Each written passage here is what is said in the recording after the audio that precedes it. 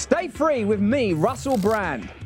What is their counter argument? Because they'll say that chemicals are good. Why? At what point does agriculture or any kind of husbandry, if that's an appropriate phrase, become exploitative?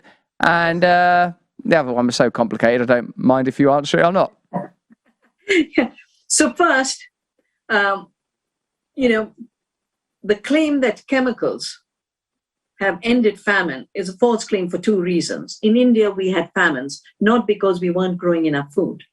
We were having famines because the British were extracting rents from the peasants by having declared our land and our soil as the property of England.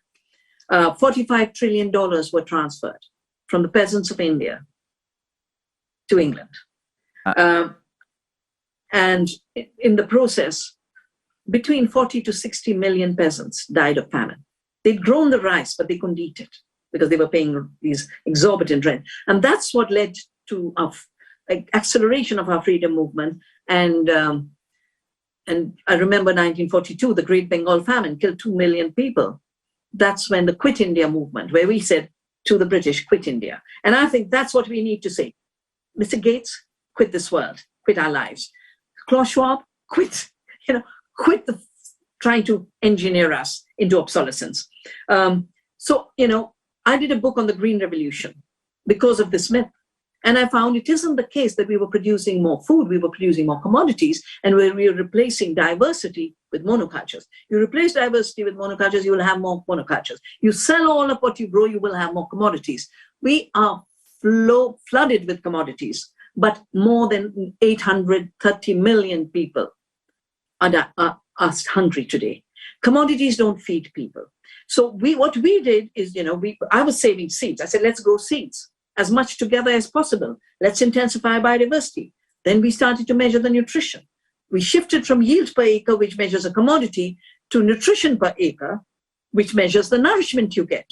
We could feed 2 times India's population by conserving biodiversity, growing ancient seeds, using no chemicals. I have debated the chemical industry. They have, just like growth as an extractive figure, growth measures what it takes out of society. If you produce what you consume, you're not producing. Yeah. So all self-sufficiency, all self-reliance is reduced to zero, and growth is extraction. In the same way, yield is an illusion. And the enhancement of agriculture is merely replacing diversity with monocultures to be able to sell more chemicals. I've done a book called Who Really Feeds the World that I did for the Expo in Milan. It has all the data. Who really feeds the world? It's the soil organisms that feed us. It's the biodiversity that feeds us. It's the insects and pollinators that feed us. It's the women and small farmers that feed us. Where did agriculture go wrong? The minute we gave up small-scale farming and turned to commodity production. That was part of colonialism, got accelerated with industrialism. I don't see pastoralism and agriculture as 2 separate things. One, agriculture needs animals. Agriculture needs trees. And any really sustainable agriculture is a combination of, it mimics the forest. All forests have perennials, they have herbs, and they have animals. And when they go together, that's when you have a renewable regenerative system. Where areas are too dry to grow crops, that is the area where pastoralism is huge. In fact, I've just been sent a beautiful book on hoofs on the land. I celebrate pastoralism as a complement to settled agriculture. And, India's farmed for 10,000 years. Australian Aborigines farmed for 60,000 years. We did not devastate the land. Albert Howard was sent to India, wrote a book, The Agricultural Testament, that we farm like nature. We farm like the forest. And so this, universalizing of all agriculture is destructive. Industrial agriculture and colonial plantation agriculture, that's where things got wrong. That's why we talk about return to the earth, become part of the earth family, and then protect the earth, grow with her. You need to do a very small part of it, because most of the work is done by the soil organisms. Most of the work is done by the plant itself. Do we make a plant grow from a seed to a mature crop? No, the plant grows itself. We just have to protect it. And of course, our research has shown 1/3 of the food we eat. We've done this very systematically on our farm. 1/3 of our crops come from pollination, from the pollinators, from the bees, from the butterflies. So I think we need to reclaim agriculture. There's a beautiful new paper that the true rewilding is a rewilding of the food system. That means rewilding of the soil and the soil organisms, rewilding of the biodiversity of plants, and rewilding our gut microbiome. They're having to do fetal transplants, because the gut is desertified with industrial food. So, diversity and health is one continuum, from the soil to the plants to our gut. And agriculture is the place where we can heal. Industrial agriculture has been the place where we've destroyed 50% of the climate emissions, and 75% of the soil water destruction, 90% of the biodiversity disappearance, 75% of chronic diseases. Well, we could solve each of that. We can be a climate solution. We have regenerated soil and water. I won't give you the figures, but it's all there in our books. I wrote a book on 40 years of my research on agriculture. It's called Biodiversity, Agroecology, and Regenerative Organic Farming.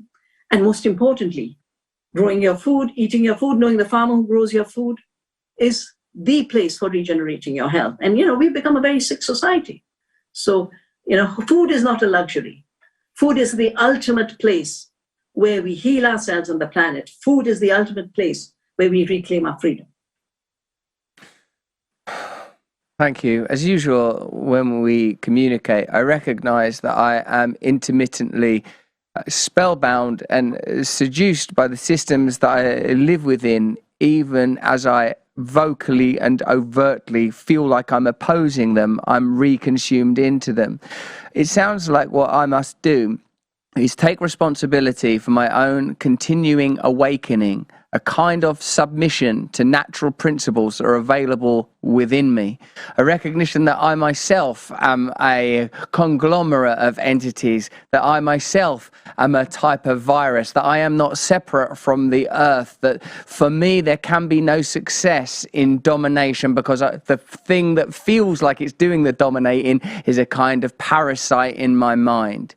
I tell you what I'd really like to do, Vandana. I'd like to know more about that university you run over there, because I'd like to have a scholarship to send people there. I'd like to get someone in that university and have them as our person that goes there. That'd be a really cool competition to run in celebration of this book, which in itself is a celebration of your 70th birthday. Happy birthday. And Vandana, thank you.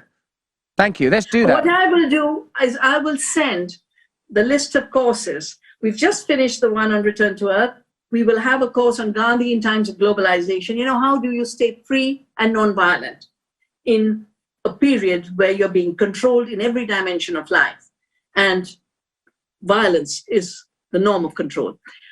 In next summer, I invite those who want to celebrate women. I offer a course in March before Women's Day on ecofeminism, and then we will celebrate Diverse Women for Diversity. And all of you, come and celebrate, Russell. You're a diverse woman for diversity. Because, the feminine is in everyone. The divine feminine is in all of us. Thank you. Vandana, send us that. We're going to organise that competition, and we'll run it, and we'll send a member of our community to do a course. You'll be flying. I don't know how they're going to get there. They're going to have to make their own way to India. And I want to come there. I want to meet you, and I want to make more content with you. I want to find as many ways as possible to help your voice reach as many people as possible. There's not many people that I'd like to see elevated to a global president. Usually it's me, but that's in my darkest fantasies. In reality, I think it should probably be you. So I'll see what we can do to advance that idea. As well as promoting this book rather than the one that you temporarily held up. Vandana, thank you so much for joining us. Thank you, Russell. Always a joy to be with you, and I look forward to coming back to community. Thank you. We're so excited to have you. Thank you. Thank you, Russell. Watch entire episodes on demand for free at rumble.com/Russell Brand.